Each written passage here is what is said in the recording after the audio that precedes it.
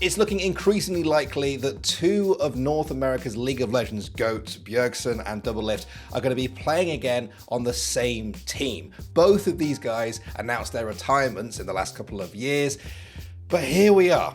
It's a bit of a crazy story. A lot of people are very happy about this, but I want to ask, is it actually good for the LCS?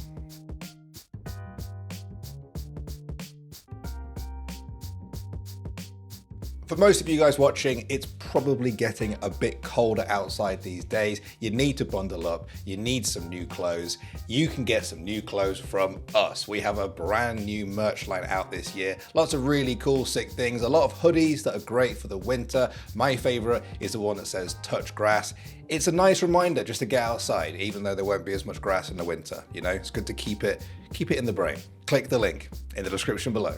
So last weekend, Bria Seeger, also known as LEC Wooloo, reported that 100 Thieves had reached a verbal agreement with Doublelift and Bjergsen for them to play for the team in the LCS next season. And this was basically confirmed by Doublelift's girlfriend Lena on stream this week.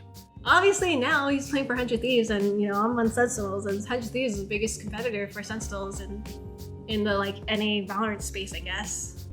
Did I leak it? Everyone knows, guys. Now, if you've been paying any attention to North American League over the past few years, you'll probably find this a little bit surprising. Bjergsen and Doublelift were teammates during what many TSM fans feel was the team's golden era back in 2016. That roster looked pretty much unstoppable, and it was in large part due to these two. Doublelift ended up leaving for Team Liquid, where he dominated for another 2 years, and he wasn't afraid to hold it over Bjergsen either. What do you think of TSM split so far? Looking pretty boosted. I don't know if they're gonna make it, but I'm really glad I'm not in their shoes. I've been there, and I don't want to be there again. You said that you guys were just straight up boosted. So what's tomorrow's game gonna look like? Wow. I mean, it would really suck for him if he loses to us after calling us boosted, so... But in summer 2020, Doublelift rejoined TSM once again. A lot of people were surprised, I was very surprised, but now the question was, would these two be able to find that spark again? In the regular season, the answer was, kind of. TSM's inability to close out games left them lagging behind Cloud9 and Team Liquid, eventually finishing 4th in the regular season. But when playoffs came around, they were a bit of a different beast, especially Bjergsen. They had to battle through the lower bracket, but eventually got their 7th LCS title and earned North America's #1 seed going into Worlds that year. And what followed next has been burnt into the memory of every TSM fan out there. I know that because it's happened to me. TSM crashed and burned in the group stage that year, failing to pick up a single win and leaving with an 0-6 record. Now, Worlds 2022 that just happened recently was a historically bad year for North America, but all of the teams that represented NA at least managed to pick up a single win. I'm just comparing that to TSM's year a couple of years ago, just to put that in perspective. Doublelift and Bjergsen both announced they were retiring as pro players in the months after the tournament. The dream team was over. But while Doublelift became a full-time streamer, Bjergsen stayed on with the team as their coach for the 2021 season. And despite the team finishing 2nd in spring and 1st in summer during the regular season, they fell apart during playoffs and failed to qualify for Worlds for the 3rd time in 4 years. Then, a year ago today, Bjergsen came out of retirement as a player to join Team Liquid's roster for the 2022 season. Once again, a lot of people were surprised. I was surprised. I thought he was going to retire with TSM in any capacity. He was the face of that franchise in many ways. But it seemed like Bjergsen felt he still had something to prove on the Rift and that TSM wasn't the place to do it. This was around the time that the whole Doublelift versus Reggie drama was flaring up. If you're interested in that, I've made like 5 videos on it over the past year, and also a lot of other key faces were leaving the org as well. But despite flourishes from the Team Liquid super team, I think it's fair to say they didn't live up to expectations this year, resulting in them failing to qualify for Worlds. And so that that brings us to the present, where almost unbelievably, Bjergsen is swapping teams again, and Doublelift is joining him on that team over 2 years since his last pro game. He spent a lot of the past year doing much loved co-streams with former pros Meteos and Sneaky. I almost exclusively watch LCS games through these guys, so it will be weird to watch it with no Doublelift now. They're rumored to be joined by Tenacity in the top lane, Busio in support, and 100 Thieves seasoned mainstay Closer in the jungle. Now on paper, this feels like a well-balanced roster. Busio and Tenacity have been real homegrown success stories for 100 Thieves. They've been with the org either as a sub player or an academy player for the last 2 or 3 years respectively. Just to put this in perspective, when Doublelift first went pro back in 2011, his new support, Busio, was just 7 years old. 7 years old. Just let that sink in. And I'm actually wondering if this 10-year gap could be the largest gap between two teammates in League of Legends history.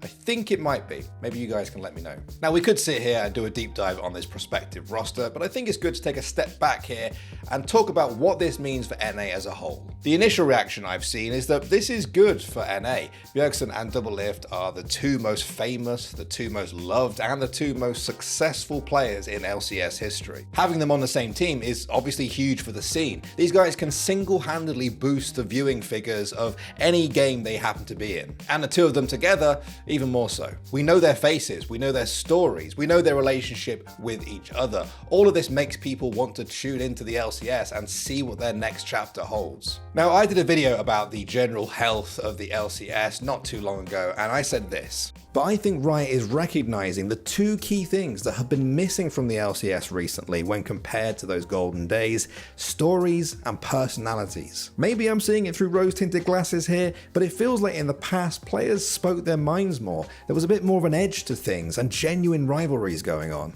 Those golden days of big personalities, epic storylines, and healthy trash talking often involve Bjergsen and Doublelift. And obviously the fact that they might be back on the same team together is good if you want to continue that trend.